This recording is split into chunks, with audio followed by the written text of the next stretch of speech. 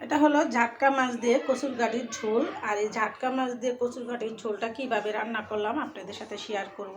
না টেনে চলুন দেখি কি করে রান্না করলাম। আসসালামু আলাইকুম।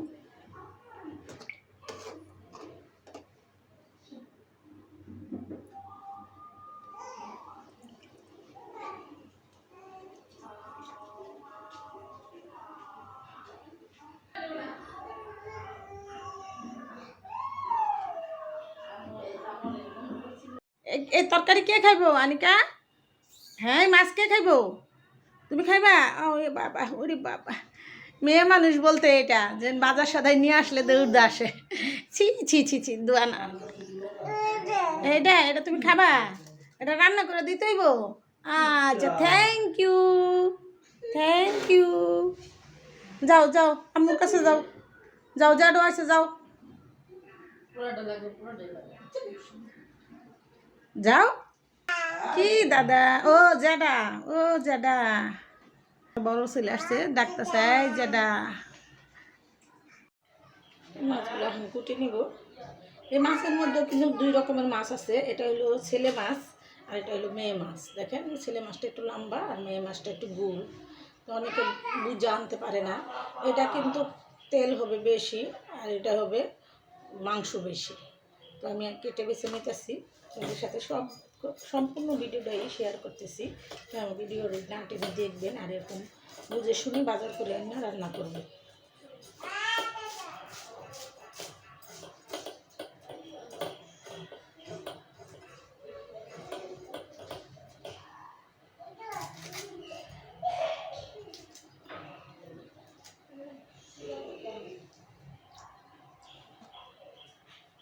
নাড়ি বুড়ি এই জায়গাটা একটু টিপ দিলেই নাড়ি বুড়ি সব চলে আসবে। তারপরে এইভাবে কাটলে এই যে সম্পূর্ণ ময়লাটা বাড়ি হয়েছে।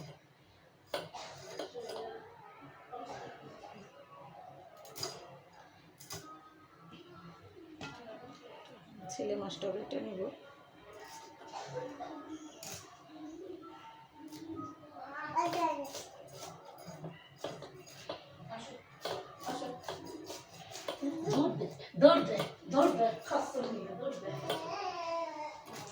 নাতিটা অনেক টুকটুক করে।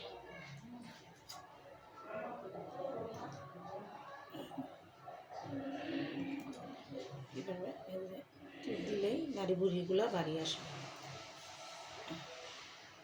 তারপরে আবার পরিষ্কার করে সাইডে একটু এভাবে কেটে দেব।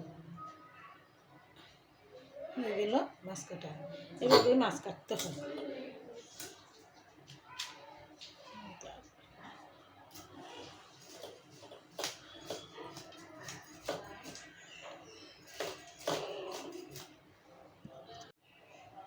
তো সম্পূর্ণ মাছগুলো কিন্তু আমার কাটা হয়ে গেছে। মাছগুলো আমি কেটে বেছে নিলাম। তরকারিগুলো আমি কেটে নিই, আপনারা দেখতে থাকুন।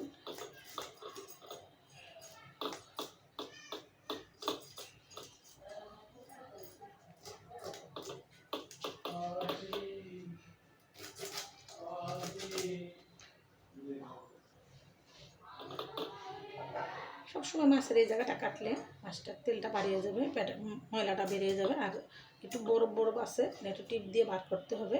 আমি সম্পূর্ণ মাছ কাটাটা আপনাদের সাথে শেয়ার করলাম, না টেনে দেখতে থাকুন। আমার এখানে মাছগুলো কাটা হয়ে গেছে। আমি এখন ধুয়ে বেছে নিব।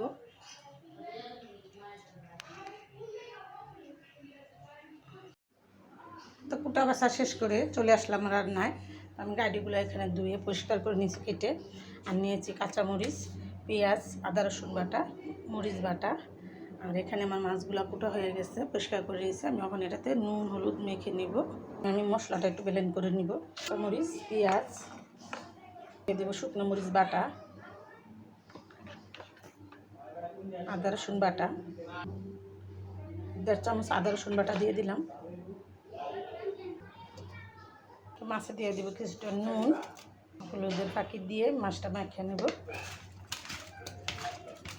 গায়ে আমি হলুদ নুন মেখে নিলাম, মাছটা এখন বাইজা নিব। মাছগুলো মাখা হয়ে গেছে, এক এক করে আমি এখন ভেজে নেব। আমি তেলটা এখানে গরম করে নিচ্ছি, সামান্য একটু লবণ দিয়ে এক এক করে মাছগুলো এখানে দিয়ে দিচ্ছি।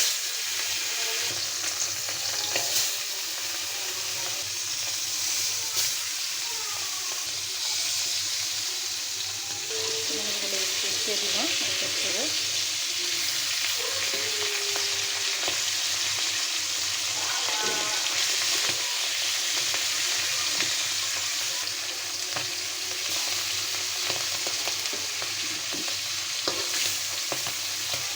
মাছটা আমি হালকা ভাজা করে দিব। সবগুলো মাছ একটা উল্টো পাল্টে দুটিতে আমি হালকা ভাজা দিয়ে নেব।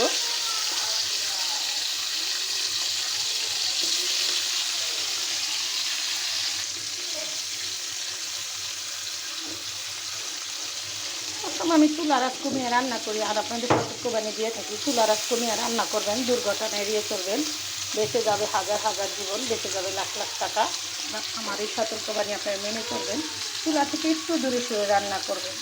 আমি সচেতন, আমি আপনাদেরকে সচেতনমূলক ভিডিওগুলো দেই, আর আপনারা আমার ভিডিওগুলো না টেনে দেখবেন আর এরকম সচেতনভাবে রান্না বান্না করবেন। মশলাটা আমার অ্যাসেম্বলি করা হয়ে গেছে, আমি এখন সম্পূর্ণ মশলাটা নিয়ে নেব।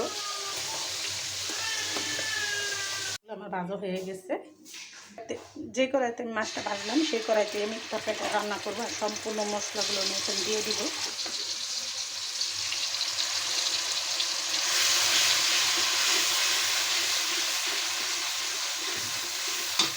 চামচ হলুদ বাটা দিলাম, স্বাদ মতো নুন। আর এই নুন বলার কারণে আমার 10টা নেকি আমি অর্জন করলাম। আপনারা সবাই রান্নার সময় খাওয়ার সময় নুন বলবেন, 10টা নেকি হবে। আর আমি আপনাদেরকে সতর্ক দিয়ে থাকি, আমার রান্নার মাধ্যমে আমি আপনাদেরকে একটু হলেও শিক্ষণীয়ভাবে কিছু দেখাতে চেষ্টা করি। আপনারা আমার ভিডিওগুলো না টেনে দেখবেন, আর এরকম করে একটা না একটা কিছু শিখতে পারবেন আমার এই ভিডিওতে আপনারা না টেনে দেখতে থাকেন। মশলাটা কষাতে একটু পানি দিয়ে দিলাম আমি। 10 মিনিট ভালো করে মশলাটা আমি কষিয়ে নেব। এই ফাঁকে আমি কচুর গাড়িটাও সিদ্ধ করে নেব। এই কচুর গাড়িতে আমি কিছুটা পানি দিয়ে কচুর গাড়িটা একটু সিদ্ধ করে নেব। তো এখানে আমার মশলাটা কষা হয়ে গেছে, আমি এখন কচুর গাড়িগুলো দিয়ে দিব। কড়াইটা থেকে আমি তরকারিটা ওই চুলায় কড়াতে ঢেলে দিলাম। আমার এখানে কচুর গাড়িটাও আমার কম সিদ্ধ করা আর মশলা তো কষানো হয়ে গেছে, আমি এখন ঝোল দিয়ে দিব পরিমাণ মতো। এই তরকারিটা ঝোলই ভালো। তো কচুর গাঠি নতুন, একটু আঠা আঠা, কিন্তু খেতে কিন্তু অসাধারণ। আমি তরকারিটা বলক আসলে মাছটা দিয়ে দিব। তরকারিটা বলক এসে গেছে, আমি এক এক করে মাছগুলো দিয়ে দিব। যেহেতু এই জাটকা মাছ দিয়ে আর কচুর গাড়ি দিয়ে আমি ঝোল রান্না করব, তার জন্য আমি একটু ঝোলটা বেশি করে দিয়ে নিলাম। আর এই জাটকা মাছ দিয়ে কচুর গাড়ির ঝোল আপনারা যারা না খাইছেন একবার হলেও রান্না করে খেয়ে দেখবেন, খেতে কিন্তু অসাধারণ স্বাদ হয়। আর কি বলবো, মুখে বলার দরকার নেই, আপনারা একবার রান্না করে খেয়েই দেখবেন। পাতিল বইরা ঝোল, এটা যে কি স্বাদ, আপনারা একবার হলেও রান্না করে খেয়ে দেখবেন। আমি ওখানে কিছুটা ধনে পাতা দিয়ে দিব। হয়ে গেল আমার এই তরকারিটা রান্না করা। আমি আর 2 মিনিট রান্না করব। আর কি মশলা উপকরণ দিলাম, কিভাবে রান্নাটা করলাম, সম্পূর্ণ ভিডিওটা আপনাদের সাথে শেয়ার করলাম, না টেনে দেখবেন। আর এরকম সুস্বাদু কচুর গাঠি দিয়ে জাটকা মাছের ঝোল রান্না করে খেয়ে দেখবেন।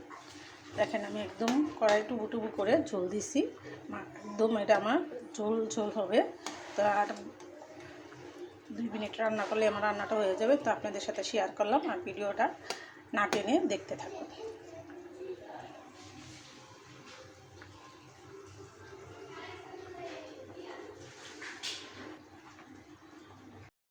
ফিরে আসলাম 2 মিনিট পর, আমার তরকারিটা এখানে রান্না হয়ে গেছে। আমি এখন চুলাটা বন্ধ করে দিব। তো আর ভিডিওটা বড় না করে আমি এখানে রেখে দিলাম। আসসালামু আলাইকুম।